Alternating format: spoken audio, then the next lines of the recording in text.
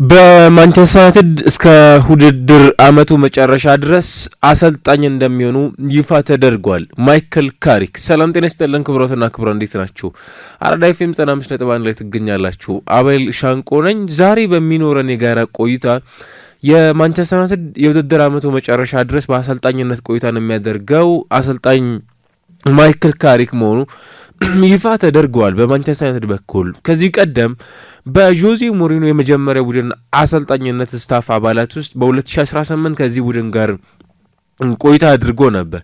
በተመሳሳይ አሰልጣኝ ኦሌ ጉናር ሶልሻየር ከጆዜ ሞሪኖ ስንበት በኋላ 2019 ላይም በተመሳሳይ እስከ 2021 ድረስ ቆይታን አድርጎ ነበር። ኦሌ ጉናር ሶልሻየር በማንቸስተር ዩናይትድ ኃላፊነታቸውን ሲለቁ ደግሞ በተመሳሳይ በቡድኑ አሁንም በጊዜያዊ አሰልጣኝነት ቆይታ እናደረጉ። እንዲሁ ደግሞ ከ2022 እስከ 2025 ድረስ በሚድልስብራ አሰልጣኝነት ቆይታም ጭምር ነበረው። በዩናይትድ ሌጀንድ ተብለው ከሚጠቀሱ የዩናይትድ ሁሉንም ነገር በሜዳ ውስጥ ካሳኩ ተጫዋቾች መካከልም ጭምር እንዳንዱ የሚቆጠር ባለፉት ቀናቶች በማንቸስተር ዩናይትድ የስራ ኃላፊነት እስከ 2025-26 የውድድር ዘመን መጠናቀቂያ ድረስ ይህንን ሚና ይረከባሉም ጭምር ተብለው ከሚጠበቁ የቀድሞ ተጫዋቾች አሁን ደግሞ በዩናይትድ ኃላፊነቱን መረከብ የቻለ ብዙሃን የእግር ኳስ ተጫዋቾች አሉ፣ እንዲሁም አሰልጣኞችም ጭምር በጣም የሚያደንቁት ለምሳሌ እንደ ፔፕ ጓርዲዮላ ያለ እኔ በእግር ኳስ ከተመለከትኳቸው ዲፕላይንግ ሚድፊልደሮች እጅግ በጣም አስደናቂው በሰርጂዮ ቡስኬት ልክ ብሎ የሚጠራው በጣም ብዙዎች የሚያደንቁት ወደ ዩናይትድ ከመጣ በኋላ ሁሉን ነገር ማሳካት የቻለ ተጫዋች መሆኑንም ጭምር እንረዳለን እና ዩናይትድ ከረጅም በኋላ ለምሳሌ ከሪያን ጊግስ እና ከኦሌ ጉናር ሶልሻየር መውጣት በኋላ የራሱን ተጫዋች በጊዜያዊነትም ቢሆን በአሰልጣኝነት የሾመበት ካሪክ በዩናይትድ ምን ሊፈጥር ይችላል የሚለው ጉዳይም ጭምር ደግሞ ኤክስፔክት እንዲደረግ ከ464 ጨዋታዎች በላይ 5 የእንግሊዝ ፕሪሚየር ሊግ፣ የአውሮፓ ቻምፒየንስ ሊግ ሁሉንም የሊግ ዋንጫዎችን ጠራርጎ አንስቷል። በደንብ ዩናይትድን የሚያውቀው ዩናይትድ ምን ማለት እንደሆነ በደንብ የሚረዳ ቢያንስ እስከ ውድድር አመቱ መጨረሻ ድረስ ደግሞ በቡድን ውስጥ አንዳች ነገር እንዲፈጠርም ጭምር ኤክስፔክት የሚደረግ ከ3 ጨዋታዎች 2ቱን አሸንፎ በአንዱ አቻ ወጥቶ እንደነበር ይታወቃል። ከዩናይትድ ጋር ሲላይ የመጨረሻውን ጨዋታ ከአርሰናል ጋር ነበር አከናውኖ መለያየቱም ጭምር የምናስታውሰው። ከዛ በኋላ ባሉት የማይክል ካሪክ ቆይታ ወደ ሻምፒዮንሺፑ ማቅናት እንደነበረበት ይታወቃልና አልተመለከትነውም። አሁን ግን በዩናይትድ ቤት ውስጥ ይህንን ኃላፊነት መረከብ ችሏል። ምን ይጠብቀዋል የሚለውን ጉዳይ እንመለከታለን። ከነዛ መካከል አንዱ ምንም እንኳን ባለፉት 2 ጨዋታዎች በዩናይትድ ቤት ውስጥ የሌላው የዩናይትድ ተጫዋች ሆኖ በቡድኑ ጊዜያዊ አሰልጣኝነት የተመለከተው ዳረን ፍሌቸር ዩናይትድን በተመለከተ ባለፉት ጥቂት ጨዋታዎች ያጫወት መንገዳቸውን ቀይረዋል። ወደ 4-2-3-1 በባክፎር መጫወት የሚፈልግ የማንቸስተር ዩናይትድን የስኳድ ላይን ያስመለከተን ተጫዋች እንደሆነ ይታወቃል እና በተመሳሳይ ማይክል ካሪክም ይህንን እንዲያደርጉ ኤክስፔክት ይደረጋል። በእርግጥ በሚድልስብራ በነበራቸውም የጨዋታዎች ማለት ነው ከ2022 ኦክቶበር ወዲህ በነበሩት ቆይታዎች በ112 ጨዋታዎች ላይ ባክፎርን ምርጫው የሚያደርግ አሰልጣኝ እንደሆነ ይታወቃል። ስለዚህ የአንዱ የሚጠበቀው ዩናይትድ ወደ ባክፎር እንደሚመለስና የተለመደውን የእንግሊዝ ፕሪሚየር ሊግን ምናልባት ጠንካራ የሚባለውን አግሬሲቭ የሆነውን ያጫወትን መንገድ ለመከላከል በዛ ይበልጥ የተሻለ ቡድንም ጭምር ለመገንባት ደግሞ ባክፎርን ምርጫ ማድረግ ቀዳሚ አሰልጣኞች ምርጫ የመሆን እድሉ እጅግ በጣም ሰፊ ነው። በዚህ ረገድ በርካቶች የሚስማሙበት ሀሳብ ዩናይትድ ባክፎር የመጠቀምና በሩበን አሞሪምን በእርግጥ የመጨረሻ ጨዋታዎች ላይ ተስፋ የታየበት ቡድን እንድናይ ምክንያት የሆነን እንዲህ አይነት የባክፎር ምርጫዎቻቸውን መከተል መጀመራቸው ምናልባት ትክክለኛ ውሳኔ እንደነበርም ጭምር የሚያሳይ ይመስለኛል። እንዲሁም አንዳንዶች እንደሚሉት ዘግይተዋል፣ ለምን እንዲህ አይነት ውሳኔዎችን በጣም ከረፈደ በኋላ ወሰኑ የሚሉ ጥያቄዎችም ጭምር የሚነሱባቸው አሰልጣኝ እንዲሆኑ ምክንያት ሆኖ እንደነበር ታስታውሳላችሁና ከዛ በኋላ አሁን ባለበት ነባራዊ ሁኔታ ግን ማይከል ካሪክ ይህንን ኃላፊነት የሚወጣው አሰልጣኝ እንዲሆን ኤክስፔክት ይደረጋል። ምናልባት በሁለት የተከላካይ አማካዮች ከዛ ብሩኖ ፈርናንዴዝ አለም ደግሞ ብሩኖ ፈርናንዴዝን ይበልጥ አድቫንስ አድርጎ መጠቀም የሚፈልገውን ዩናይትድ እናያለን። ቤንያሚን ሼሽኮ በዩናይትድ በአራት ተከላካዮች በሚጀምርበት ወቅት ላይ ከጀርባው የሚጫወት ተጫዋች ማን እንደሚሆን ግልጽ ነው፣ ብሩኖ ፈርናንዴዝ። ምክንያቱም ከሁለት የስድስት ቁጥር ስፍራ ተጫዋቾች አንዱ እንዲሆን ኤክስፔክት የሚደረግበት ተጫዋች አይደለም። በዚህ ምክንያት ማኑኤል ኡጋርቴ ከካዝሜሮ ወይንም ካዝሜሮ ከኮቢ ሜይኖ አሊያም ሌላ ተጨማሪ ተጫዋች የሚመጣ ከሆነ ብሩኖ ፈርናንዴዝ በዩናይትድ መለያ እስከተጫወተ ድረስ ያ ከጥልቀት የሚነሳው የቦክስ ቱ ቦክስ ሩጫዎችን የሚያከናውነው ብሩኖ ፈርናንዴዝን እንድናይ ሳይሆን ከሳጥን ጀርባ ብዙ እድሎችን የሚፈጠር ብዙ ጎሎችን የሚያስቆጥር ብዙ ለግብ ያለቀላቸውን ኳሶች አመቻችቶ ማቀበል የሚፈልገውን ፈርናንዴዝን እንድናይ ስለሆነ የሚጋብዘን። በዚህ ውስጥ ደግሞ በጣም የተሳካ ጊዜን እያሳለፈ የሚገኘውን ያለፉትን ሁለት ጨዋታዎች 3 ጎሎችን ያስቆጠረው ብዙ ሙከራዎችን እያከናወነ የሚገኘው ቤንያሚን ሼሽኮን ወደ ጥሩ ፎርም እንዲመጣም ጭምር ኢንቫይት የሚያደርግ የእንግሊዝ ፕሪሚየር ሊግ ቆይታ እንድናይም ጭምር ያደርጋል ማለት ነው ቀጣዮቹን ጊዜያቶችን በተመለከተ። ስለዚህ የዩናይትድ ያጫወት መንገድ ቅድም እንዳነሳ ነው ባክ ስሪ ወደ ባክ ፎር በጣም በፍጥነት ሽፍት እንደሚያደርግም ጭምር ይጠብቃል። ምንም እንኳን እስካሁን ድረስ ባለው ቆይታ የዩናይትድ ባክ ፎር የትኛው ሊሆን ይችላል? ለምሳሌ ማቲያስ ዴሊክት ጉዳት እስኪያስተናግድ ድረስ ከሴንተር ኦፍ ሴንተር ባክ የሚሆነው የተከላካይ ስፍራ ተጫዋች እሱ ነው። ማንም እዛ ቦታ ላይ የሚነካው ተጫዋች ያለ አይመስልም። ሃሪ ማጓየር ሌላው በጣም ልምድ ያለው ወደ ጥሩ ፎርም እየመጣ የነበረ ተመሳሳይ ጉዳት እያስቸገረው የሚገኝ ነገር ግን የመጨረሻው ጨዋታ ላይ ታስታውሳላችሁ ከብሬተን ጋር በነበረው መርሃ ግብር ተመልሷል። ከዛ በፊት ደግሞ በተመሳሳይ ቤኒዮር ወጣ ገባ ጊዜን እያሳለፈ ነው የሚገኘው። ሃይደን ሄቨን ግራው መስመር ላይ ሉክሾ ፓትሪክ ዶርጉ ይገኛሉ።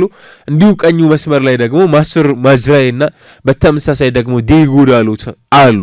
እንዲሁ ደግሞ በፉል ባክነት ዊንግ ባክ ሆኖ ደግሞ እንደነ አማድ ዲያሎ ይገኛሉ። ከአፍሪካ ዋንጫው መልስ የሚያገኛቸው የቡድን ጥልቀት ይሆናሉ። ስለዚህ አንዱ ጥሩ ነገር ማይከል ካሪክ ቡድኑን ለሚቀጥሉት ወራቶች ለመምራት በቂ የሆነ የስኳድ ዴብዝ የሚኖረው ነው። ነገር ግን ምን ሊያስመለክተን ይችላል? አንዱ የሚቀጥሉት ወራቶች ለማይከል ካሪክ የኬርቴከርነት ኃላፊነት ብቻ ነው ወይ ካላችሁ ሊሆን እንደማይችል ኤክስፔክት ይደረጋል። እርግጥ ነው ከካሪንግተን እየወጡ የሚገኙ መረጃዎች የሚጠቁሙት ከካሪንግተን ብቻ አይደለም፣ በአጠቃላይ ትላልቅ የምንላቸው ሚዲያዎች እያነሱት የሚገኘው የመረጃ ምንጭ እንደሚጠቁመን ከሆነ ካሪክ የዩናይትድ የአጭር ጊዜ የቡድን አሰልጣኝ መሆኑ ይፋ ተደርጓል።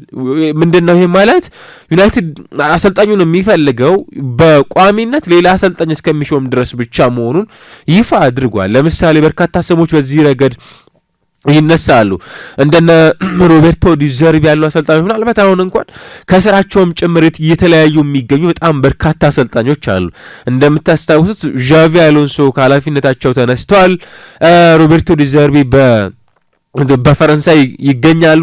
ከዚህ በላይ በጣም ረጅም ዓመታት እነዛ ማሳለፍ እንደሚፈልጉም ጭምር እየጠቀሱ ነው የሚገኙት። ነገር ግን እንዲያም ቢሆን እስካሁን ድረስ በይፋ ከክለቡ ጋር ምናልባት ዩናይትድን ያህል ትልቅ ክለብ ስራ ካቀረበላቸው ያንን ያለመቀበል እድል ይኖራቸዋል ተብሎ አይጠበቁም። ነገር ግን አሁን ባለበት ሁኔታ የማይከል ካሪክ ወደ ኦልትራፎርድ መምጣት በዩናይትድ ቤት ውስጥ ብዙ ነገር ኤክስፔክት እንድናደርግም ጭምር የሚጋብዘን የስራ ኃላፊነትን የሚይዙ አሰልጣኝ ይሆናሉ ማለት ነው። እና ካሪክ ወደ ዩናይትድ በዚህ ውድድር ዓመት ከመጣ በኋላ አንድ የተሻለ ቡድን እንዲያስመለክቱንም ጭምር ይጠበቅባቸዋል። የተሻለ ቡድን ሲባል ዩናይትድ ቢያንስ ካለፈው ውድድር ዓመት የተሻለ ነጥብ ይዞ እንዲያጠናቀቅ ያ ይጠበቅባቸዋል። ያ ብቻ አይደለም፣ በሊግ ውስጥ ቢያንስ ፍንጭ የሚታይበት ዩናይትድ ከሆነ የሚያሳዩት አሰልጣኙ ቀጣዮቹ ጊዜያቶች በዩናይትድ የቋሚነት የስራን እድል የማግኘት በቋሚነት ቡድኑን የመረከብ ኃላፊነትን ሊያገኙ ይችላሉ። ኦሌ ጉናር ሶልሻየርን አድርገዋል።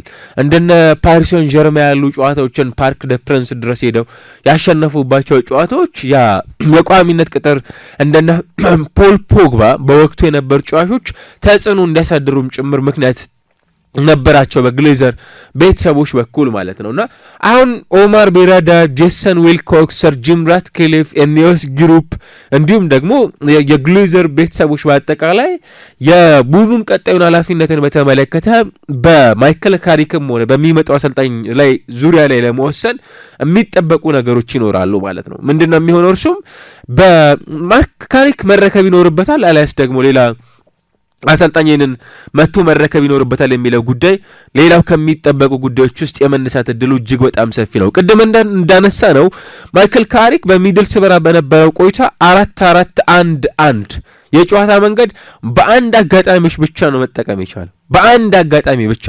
4-2-3-1 ደግሞ በ112 የጨዋታ መንገዶች ደግሞ መተግበር የቻለ አሰልጣኝ ነው ማለት ነው። ከዛ ባለፈ በማይክል ካሪክ ቡድን ውስጥ ይበልጥ ዳይሬክት አታክን ምርጫው የሚያደርግ የፓሲንግ ሲኩዌንስ ወይንም ኳስን ቶሎ ቶሎ መቀባበል የሚወድ ቡድን ምርጫው ያደረገ በቢውልድ አፕንም ከታች ጀምሮ ቡድኑ ኳስ መስርቶ መውጣት የሚፈልግ አይነት ረጃጅም ኳሶችንም ጭምር ምርጫው የሚያደርግ ፕሮግሬሲቭ ፓሶችን የሚጠቀም ሃይ ተርኖቨርንም ጭምር ደግሞ ሜዳ ውስጥ ተግባራዊ የሚያደርግ በሜዳ ውስጥ በአብዛኛው በጨዋታዎች ላይ ብዙ ጥያቄዎች የማይነሱበት ነው እና በጣም ትላልቅ የሚባሉ ጨዋታዎችንም ደግሞ ያከናውናል። ለምሳሌ በሜዳው ማንቸስተር ሲቲን ያከናውናል፣ ከዛ አርሰናል፣ ከዛ ፉልሃም፣ ከዛ ቶተናም፣ ከዛ ዌስትሃም ዩናይትድን ምናልባት ከአምስቱ ጨዋታዎች 4ቱ የለንደን መርሃ ግብር ጨዋታዎችን ነው የሚያከናውነው አሰልጣኝ ማይክል ካሪክ ማለት ነው። በጣም ትላልቅ የሚባሉ የሊግ ጨዋታዎችንም አለም የሊግ መርሃ ግብሮችን እንዲያከናውን አሰልጣኙ የሚመጣበትን ወቅት ያንን እንዲያደርግ ያስገድደዋል። ስለዚህ ቀጣይ ምን ሊሆኑ ይችላሉ የሚለው ጉዳይ በዩናይትድ ቤት ውስጥ ከሚጠበቁ ጉዳዮች መካከል ይነሳሉ ማለት ነው። ስለዚህ አንዱ የሰር ጂም ራትክሊፍ ሆነ የቡድኑ ስፖርቲንግ ዳይሬክተርና ስራ አስፈጻሚዎች ያሳመናቸው ነገር እንደሚኖር ኤክስፔክት እናደርጋለን። ምክንያቱም ኦሌ ከካሪክ የተሻለ ልምድ አለው በዩናይትድ ቤት ውስጥ በጨዋታ ምናልባት በጨዋታ ተጽዕኖ ፈጣሪነት ያ ከሚዩኒኩ 1999 ባርሴሎናን ምናልባት ባርሴሎና የነበረው የአውሮፓ ሻምፒዮንስ ሊግ ተአምራዊ ምሽት ካልሆነ በቀር ከዛ ባለፈ ደግሞ በመጨረሻዎቹ ደቂቃዎች ላይ ሰር አሌክስ ፈርጉሰን እያስገቡት የጨዋታ ቀያሪ የሆኑ ጎሎችን ከማስቆጠር የሆኑ ሞመንቶች አሉት። እርግጥ ነው ሶልሻየር፣ ነገር ግን በዩናይትድ ቤት ውስጥ ከሰሯቸው ስራዎች አንጻር ካሪክ በጣም አይኮኒክ የሆነ እንዲያውም ብዙዎች እንደሚሉት ያልተነገረለት የአማካይ ስፍራ ተጫዋች ስለመሆኑ በርካቶች ያነሳሉና እንዲያውም አንዳንዴ ምን ይላሉ እንደነ ቪንሰንት ደል ቦስኬ የቀድሞ ስፔን ብሔራዊ ቡድን አሰልጣኝ ስለ በባርሴሎና ቤት ውስጥ የተመለከትነውን የቡድኑ በጣም ወሳኝ የሚባለው የአማካይ ስፍራ ሰርጂ ቡስኬትን በተመለከተ አይ እሱን ትታችሁት ኳሱን ተመልከቱት፣ ኳሱን ስትመለከቱት ሰርጂ ቡስኬትን ታዩታላችሁ የሚል ሀሳብን ያነሳሉና ካሪክንም በተመለከተ እንዲሁ ነው። በጣም በርካታ ሰዎች ሀሳቦችን የሚያነሱት ለማይክል ካሪክ እጅግ በጣም ወሳኝ የሚባል የስራ ኃላፊነትን የተረከበበት ወቅት ነው። ዩናይትድን የሚያክልን ቡድን ለማሰልጠኝ ለማይክል ካሪክ ትክክለኛ የሆነ ጊዜ ነው።